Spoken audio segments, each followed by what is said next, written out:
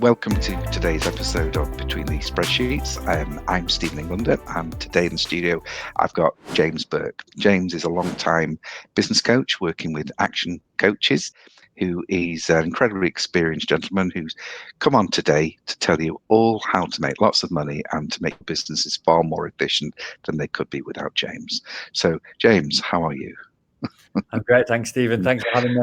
No, thanks for coming on. Now, I know you've got loads and loads of interesting stories, and I know you do this for a living, and I know you've helped loads and loads of businesses.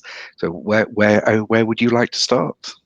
Well, we'll start at the beginning, if that's okay. Stephen. I'll start with my story, how I came to being a coach and being where I am today. Okay. Coach and author, and then we'll work with. Oh, you're a writer as well. An author as well, yeah. You can just right. look over my shoulder. So. Oh, you'll bring one forward. I can't see them. Okay. Put it in front of the camera. There you go. There's the book, The Journey to Wealth and a World-Class Mindset. I must get that. Where can you buy it? Is it on Amazon or? It's available on Amazon, yeah. Yep. Okay.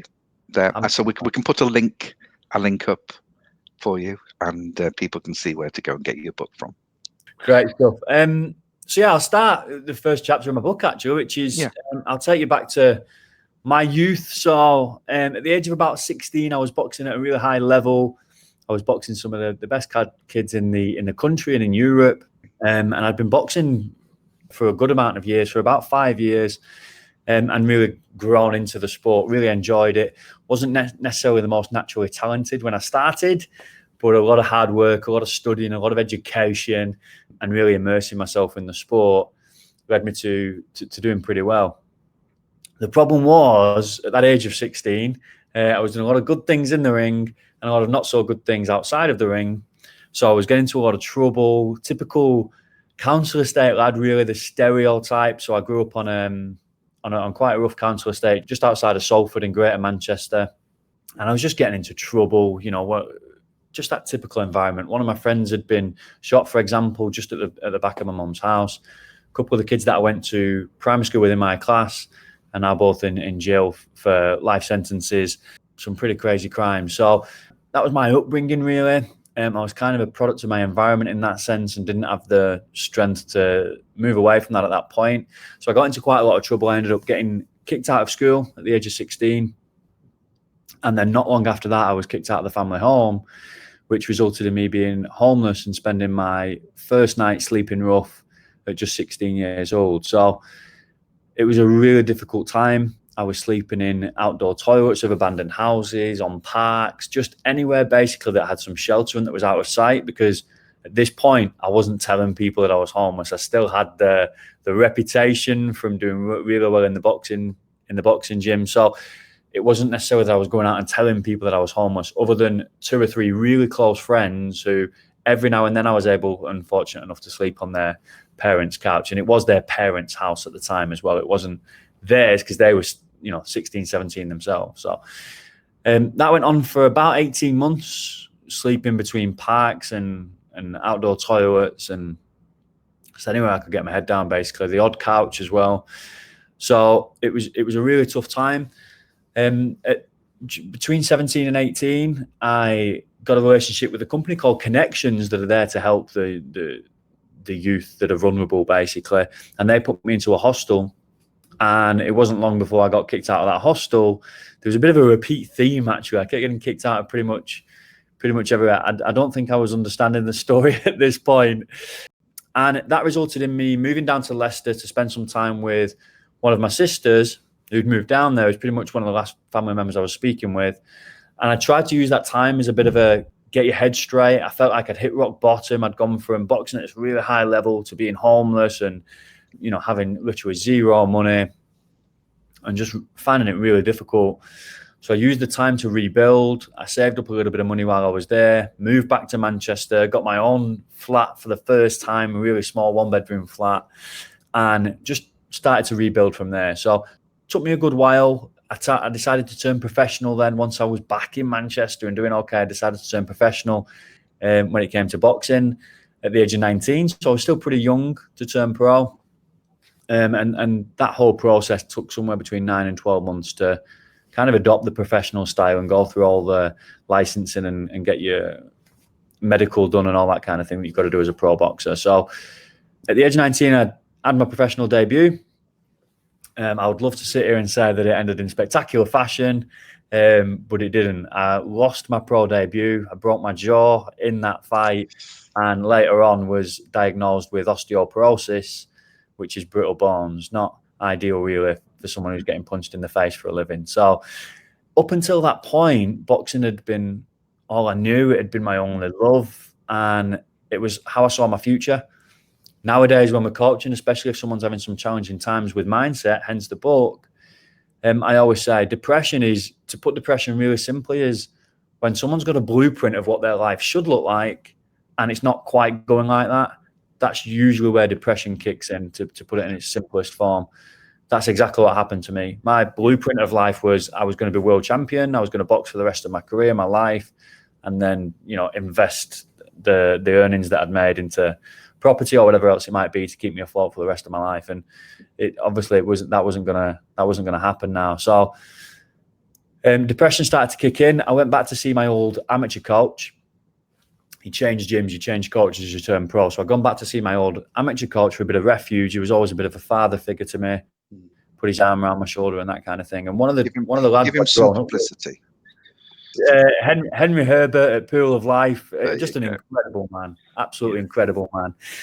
And I'd gone back to the old gym, and one of my oldest friends who had been in the gym since the first day I walked in there, he was a little older than me and more of a role model actually than anything.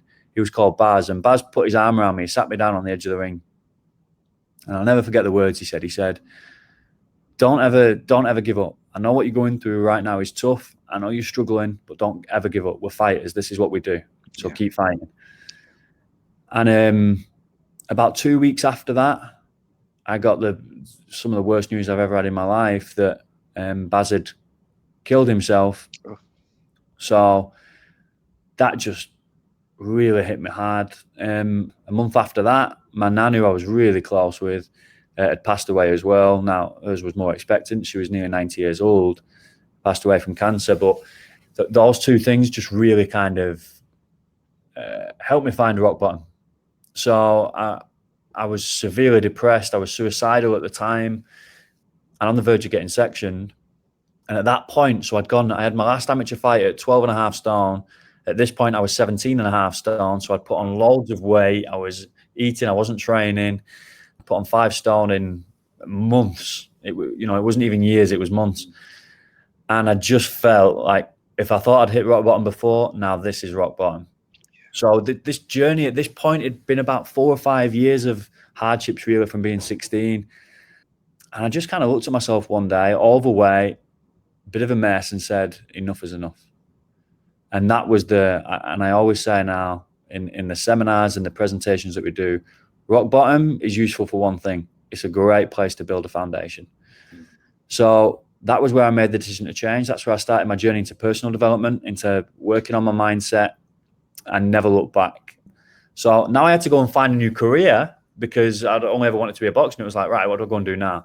So I set a new blueprint. And I'd always drove past this estate agent in my hometown.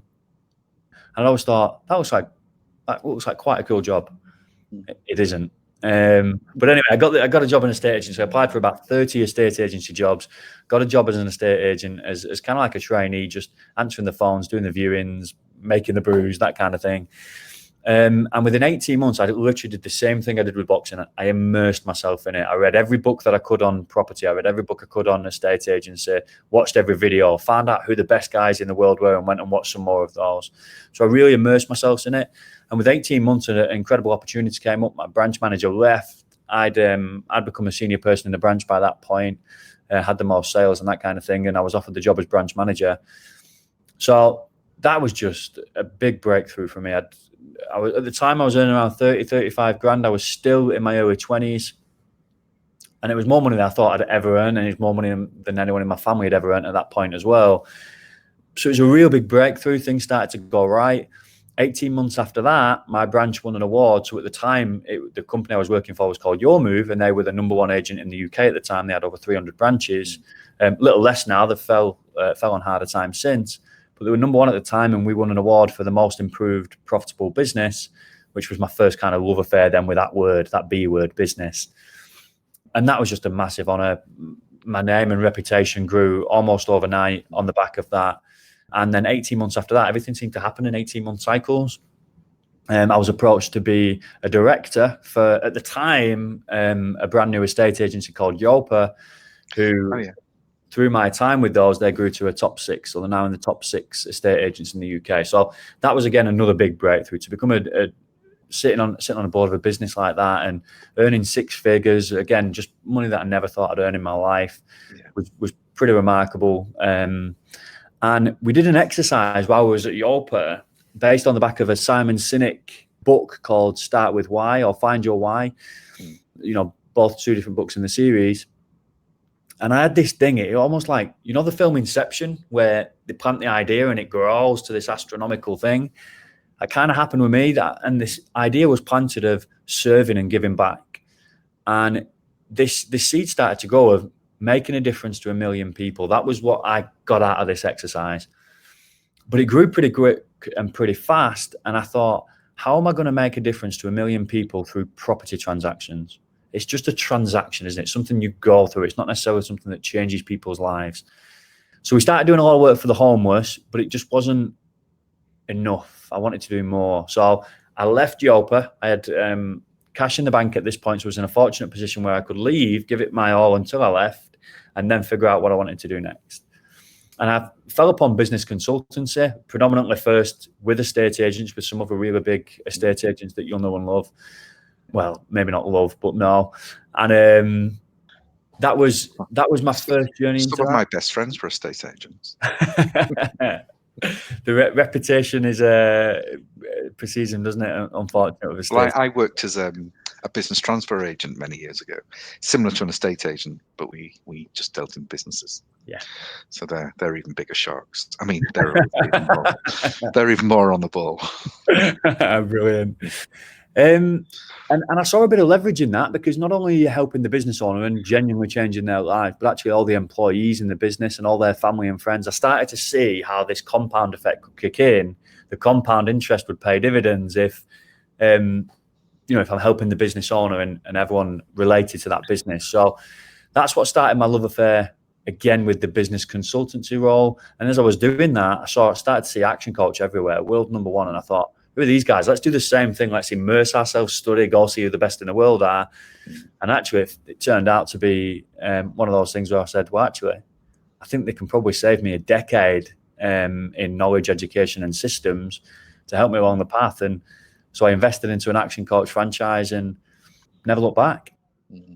No, they're well known. And like I said before the show, at one point I was thinking of doing that, but of getting involved. I think they're a good company. I think they've got a lot to offer. But I think most coaches do. I think if you're already in the business of coaching and you've got some experience behind you, I think you can be very beneficial to people. What I have noticed, and you've hit on it, is that we all seem to read lots of books and follow certain key mentors. And I know that Action run weekly and monthly seminars for people. My company at Accounts Direct, we do the same, but we don't go in as much depth. What we're trying to do is encourage people to read, to model themselves on the greats, to look just beyond going to work from 9 till 5. And that's what we're trying to do. And I hope to push them towards where it's needed, some more dedicated coaching. Ours is free. Ours is just to encourage people. So it's quite good. But within my group, I've got tons of DVDs, some videos of world top speakers that we try and introduce people to. So it's all available for people if they want to watch it. But for copyright reasons, they've got to be part of our club. So, but it's just interesting that a top coach, a top company like Action, do the same thing. You just encourage people, follow the grace, stand on the shoulders of giants. Absolutely. Yeah. And what's your favourites? Favorite book? Favorite video? Favorite speaker? Favorite? Who guides you? Who's put it? I know you mentioned someone before. Yeah, I've got a few. We've got Brad Sugars, who's the founder of Action Coach, is right up there, and he's written over 13 books that are just very simple, brilliant. Tony Robbins, so I'm a big fan of Tony Robbins when it comes to mindset. Jim Rohn, Jim Rohn as well. I went to see Tony Robbins about 15 years ago. Really? So, I was saying on another podcast that I shook hands with him, and I've never washed this hand since. So. Yeah, they're the guys, and I think, like you said, if you can stand on the shoulder of giants, the big thing is your earning capacity is directly linked to your learning capacity. The more you learn, the more you learn. So just keep learning, just keep. And the stat goes, doesn't it, that the average CEO reads, dependent on the source, between 50 and 60 books a year. And there was a study done it's a US study, but generally speaking, the stats are usually pretty aligned within the Western world. A study done at University of Yale over in the States that says 58% of Americans never read a full book again in their whole life after they finish education. And now you can start to see the gap, right? I mean, there's no gap in terms of hours worked between the super successful and the average person. There's no gap in IQ. You can't have a 10 times higher IQ than somebody. And that's where you start to see the gap, is that learning capacity. And if the average CEO is reading 50 books a year, then go read 51. It's a lot. It's good focus as well. Because I mean, reading Spider-Man doesn't really count, does it? Although I've learned lots from Spider-Man. I think it's got a great ethics there that you can put into the business world. So you can find this knowledge anywhere, really. So, but as long as you're looking for it. As long as you're focused in, isn't it? Yeah, absolutely. Yeah. So as long as you can focus on all this. I've seen suddenly people wake up and things change. Mindset changes. People don't understand that mindset really is everything, because we only exist in here. The world is created in there. So you were mentioning some great talkers. So you like Tony Robbins. Big fan of Tony Robbins, Jim Rohn, Brad Sugars, Stephen Covey. Big fans of these guys. The same names come up all the time. So all the time. You work with lots of small businesses. You work with lots of medium-sized businesses. You work with lots of big businesses. Have you got any good stories? Any juicy stories?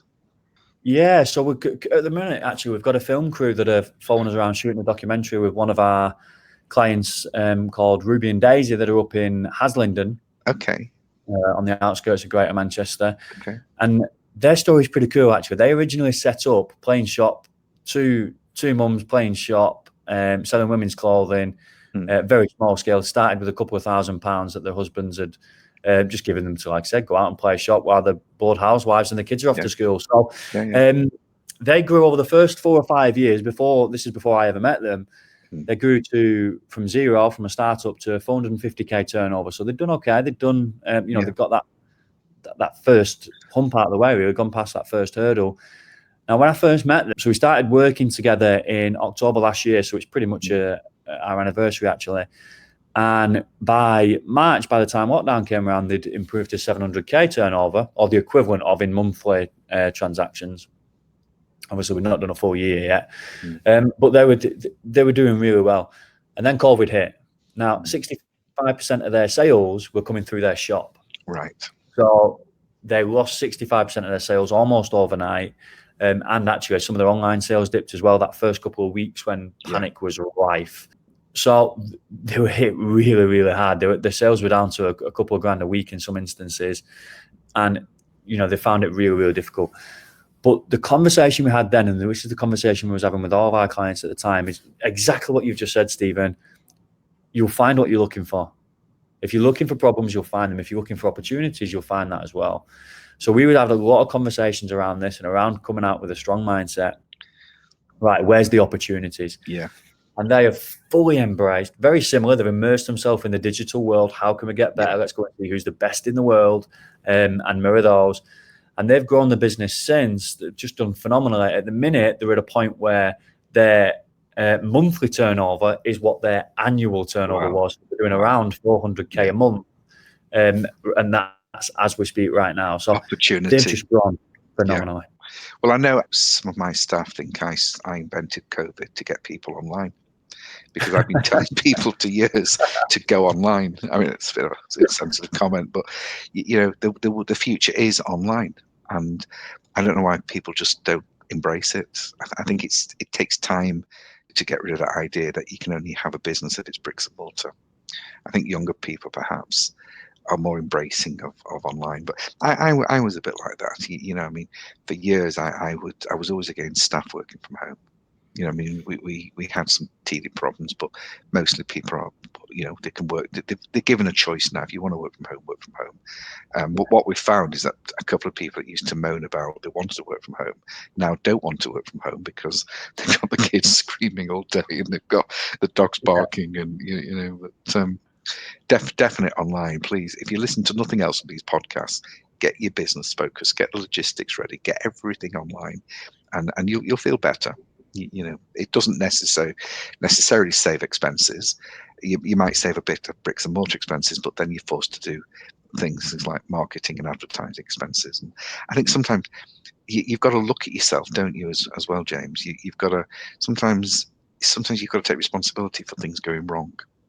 Not that everything that goes wrong is your fault, but quite often we're sabotaging ourselves. I mean, I was talking the other day about the fear of success, and I know that can often be a big point of stumbling block for people. Where do you find the biggest stumbling block for people is? The biggest, I would say. I know there's no one, but I would say I think a lot of different things can contribute to the one overriding factor that I see most regularly, which is, I mean, the stats show anything from 85 to 96% of businesses fail in the first 10 years. Yeah. And I always ask at our seminars and webinars, I always ask, why do you think that is? And we get a wide variety of responses, anything from, they're not doing enough marketing to they're not investing in themselves, they're not working on the business, they're just working in it. Or some will be very kind and say they've not got a coach or whatever it might be, or they've not got enough of a good accountant. But actually, all those things contribute to what I would say is the one leading cause that I see most regularly, and that's a good hairdresser. You might be the best hairdresser, best in the UK, but that doesn't mean you'd run a good business, because the average hairdresser spends how long learning how to cut hair? 3 or 4 years. Probably not to do mine, but certainly anything more advanced than this, there's 3 or 4 years worth of training and education into learning how to be a hairdresser. Then she gets really good, gets a client base, and thinks, do you know what? I'm going to go on my own. So she goes on her own, she sets up her own business, and now she's got a new profession. She's not a hairdresser anymore, she's a business owner. How many years does she spend studying business? 0. None. And that for me is one of the biggest contributors, because people just don't understand their P&L, their balance sheet, their marketing, sales, their team, their systems. Yeah, until the tax man knocks on. But this is why I personally love working with people like yourself. I love working with a proper business coach, because it not only does it make our life more easier, but it gives what I do for people more purpose, because you put them in the right direction, you steer them, you make sure they're achieving what they want to achieve, because sometimes it's not just about the profit and loss account, but we do supply the profit and loss account. We do measure this progress. We measure financial progress, and that's about all we measure. But that's a big part. So people out there working with a coach who works with their accountant will be on a very strong path to success. That's what we're about. But sometimes success isn't just about like your people in the clothing business. They're not. It's not just about becoming very wealthy or making lots and lots of money, having a bigger business. Sometimes it's just that little bit more makes life that much easier. Just a little bit less hassle, just a little bit more fluidity, and that's sometimes just as good as building a bigger business, because not everybody wants a big business. Some people just don't want hassle. And I feel like that's what we do as well. We smooth the way, and we do get results, and you get plenty of results, and I hope you keep going, getting lots of results. So before we sign off, what's the most fun part of your job? What gives you the most satisfaction, shall we say? The most fun. So in the literal sense of the word, we do. We have monthly client days out. So we was at go-karting last week. The month before we was archery. So in the most literal sense of the word, that would have to be. What a great idea! It's so nice to see everybody as well, see real people. All COVID safely distanced, socially distanced, of course. But in terms of the actual work that we do, it would probably just, when you see that someone's hit a big milestone, they've genuinely hit a point where they've started to change their life, whether it's they've got, like you said, not everybody wants more money, they want more time. Like for some people, it's working 100-hour weeks and they want to work less than that. But they generally hit a turning point, and it's that turning point, that milestone where they start to get it and they start to understand business, and it's almost like the lights come on. That's the moment where they fall in love with business instead of just being a technician and being a technician. Do you ever shout at anyone? No, not shout. Challenge, if they miss goals, we challenge because it's that accountability piece, but not shout. No, we just threaten them, by saying, right, if you're not a good boy or a good girl, we're going to get James to speak to you. Brilliant. No, but anyway, it's been lovely talking to you. If anybody wants to contact James direct, his number's coming up, and if you feel a bit too shy and you'd like me to introduce you, then there's my number coming up. And don't forget to subscribe to my YouTube channel so you'll be alerted to our Tuesday night 7 o'clock live show. And that's it for today. Enjoy the rest of the day and enjoy tomorrow, and I'll see you at our next podcast. Thank you very much. Good night.